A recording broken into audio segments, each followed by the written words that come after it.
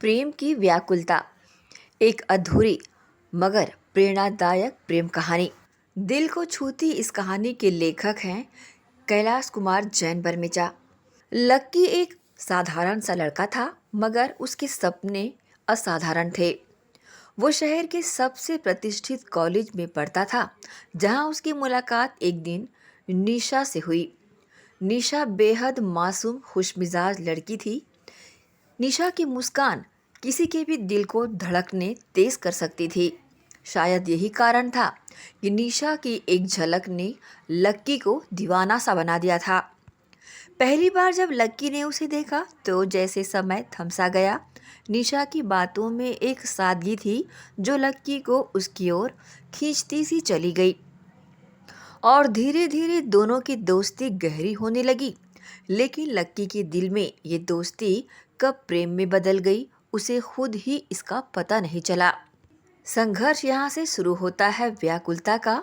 तो बता दे, लक्की दिन रात निशा के बारे में सोचता रहता। निशा की हंसी, उसका हर हाव भाव उसे और भी दीवाना बना देता। लेकिन उसके मन में डर था कि अगर उसने अपने दिल की बात निशा से कह दी और निशा ने अगर इनकार कर दिया तो। लक्की की हालत एक ऐसे मुसाफिर सी हो चली थी जो मंजिल की तलाश में तो चलता रहा, मगर उसे ये भी नहीं पता था कि उसे वो मंजिल मिलेगी या कि नहीं। लक्की हर दिन सोचता कि निशा से अपने प्यार का इजहार करे, लेकिन हर बार लक्की हिम्मत हार जाता।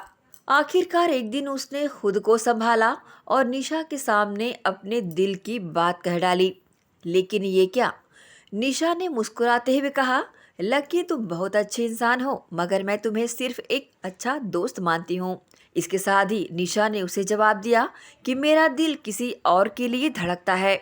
निशा का ये जवाब सुनकर लक्की की दुनिया मानो थम सी गई। लक्की की दुनिया पल में बिखर गई।